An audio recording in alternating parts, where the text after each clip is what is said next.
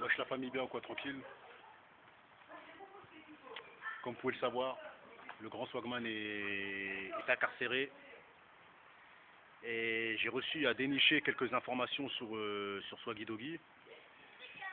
Donc je tenais à dire que le mec ne va pas très bien actuellement. Donc là c'est une petite vidéo pour son public. Ça va pas du tout mes frères et sœurs, hein, donc apparemment le moral n'est pas là, la santé n'est pas là, tout va au plus mal. Donc je pense que le malheur des uns fait le bonheur des autres, mes chers frères et sœurs.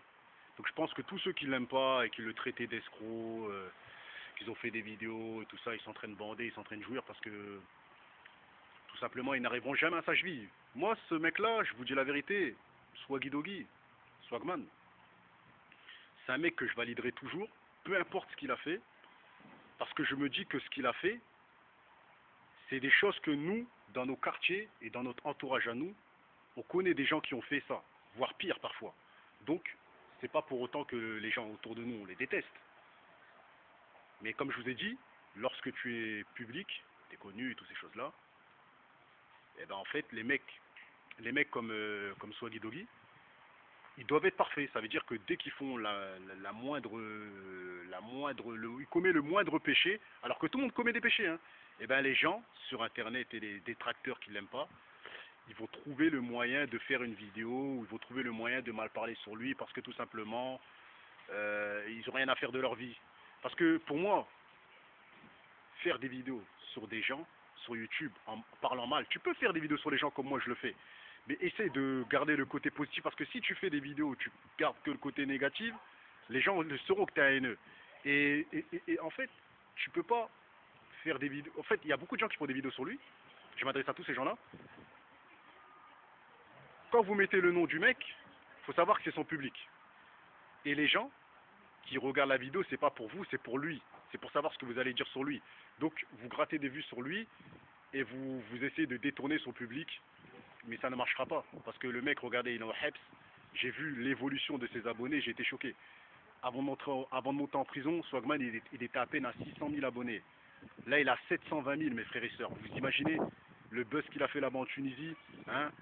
C'est vrai qu'il est parti au Heps, mais avant d'aller au Heps, il a fait des clips, il a fait des plateaux télé en Tunisie. C'est devenu une grosse tête là-bas en Tunisie. Vous voyez ce que je veux dire? Nous, on n'est même pas des têtes ici en France. Lui, il a réussi à conquérir la Tunisie, la France, beaucoup d'autres pays de l'Europe. Et après, on voit qu'il y a beaucoup de détracteurs qui sortent des vidéos et tout. Bon voilà, après c'est la vie, ça fait partie du game. Comme j'ai dit, quand tu es public, tu dois accepter les reproches et tout ça et tout. Mais bon, moi ce mec-là, je le valide, hein. Moi, comme j'ai dit, quand j'ai commencé à regarder des vidéos sur YouTube, il fait partie des gens que j'ai commencé à regarder. À l'époque, moi, je veux pas vous mentir, je regardais Mickaël Vendetta, je me rappelle. Je regardais Mickaël Vendetta, je le trouvais un peu fou, mais j'aimais bien le regarder parce qu'il me faisait marrer. Après, j'ai regardé Morsay, que j'aime beaucoup. Je regardais beaucoup. Comme youtubeur, là, je vous parle, Cortex et Swagman. C'est des gens que je regardais dans les années 2009-2010. Donc, c'est pas des gens que je vais clasher, parce que c'est des mecs que j'ai regardés à leur début. Donc, moi, quand je l'ai connu, pour moi, c'était un mec qui essayait de s'en sortir. Vous voyez ce que je veux dire? Et il s'en est sorti. Au jour d'aujourd'hui, il y a des gens, ils le traitent d'escroc, ils le traitent de ceci, ils le traitent de cela. Mais avant de traiter ce mec-là d'escroc, regarde le premier mec de ta street et va le traiter d'escroc et tu verras si tu vas pas te prendre un coup de tête. Parce que dans les quartiers, tu traites un mec d'escroc, on te baise, tu vois ce que je veux dire ou quoi. Mais bon, au jour d'aujourd'hui, les gens ils préfèrent insulter les gens qui ne connaissent pas. Pourquoi? Parce que tout simplement, ils savent qu'ils vont jamais les rencontrer. C'est aussi simple que ça en fait. Donc voilà, donc moi je lui donne toute ma force et j'espère que Dieu va faire en sorte que le grand Swagman va revoir le moral, va, va aller de mieux en mieux parce qu'apparemment il va de moins en moins bien. Donc voilà, c'est dommage hein, parce que on a toujours vu un personnage qui nous montrait qui était joyeux, qui était heureux, qui donnait on peut dire de l'énergie aux gens hein, parce que quand tu regardes les vidéos de Swagman, ça te donne envie de percer, tu vois ce que je veux dire ou quoi? Parce que tu te dis voilà un petit mec de cité du sud de la France, il est parti de rien, il a fait des vidéos, il a brûlé des billets, il a fait du buzz. Et voilà, il est devenu connu, il a fait des plateaux et tout à l'époque. Et voilà. Et nous au jour d'aujourd'hui, on n'a même pas encore percé. Même si certains Parfois ils disent ouais Guadazero il est trop fort, nanana, il a percé, nanana. Parce qu'il y en a, ça y est, ils ont vu que j'ai fait des 100 000 vues, des 200 000 vues à l'époque. Ils croient que Zerma, je suis une grosse tête. Je suis pas une grosse tête les gars. Eux ces mecs là, les mecs comme Swagman, eux c'est des grosses têtes, vous voyez ce que je veux dire. Eux c'est des mecs, vous voyez ce que je veux dire. Ils sont obligés de marcher avec des gardes du corps. Moi, la plupart des gens qui m'ont vu sur Paname, la tête à ma grand-mère, je le jure devant Dieu, je marche sans garde du corps, easy. Parce que tout simplement, de toute façon, moi je suis trop petit. C'est vous qui pensez que je suis grand parfois. Je suis pas une grosse tête. Mais les mecs comme lui, c'est des grosses têtes. Vous voyez ce que je veux dire ou quoi? Donc moi je valide le personnage, hein. Je valide Swagman. Je valide la manière comment il a percé. Après voilà, les détracteurs qui le traitent d'escroc, ceci, cela. Peu importe ce qu'il est, j'ai envie de vous dire que nous, autour de nous, on a des escrocs, on a des gens qui font des dingueries dans le quartier et c'est pas pour cela qu'on les dénonce. On n'est pas des poucaves. Vous voyez ce que je veux dire? On a grandi dans un quartier où il faut fermer ta gueule parce que voilà, on n'est pas des poucaves. On ne fait pas du travail de poucave. Donc voilà. Donc après, je tenais à dire que dans le monde dans lequel on vit, il y a des gens,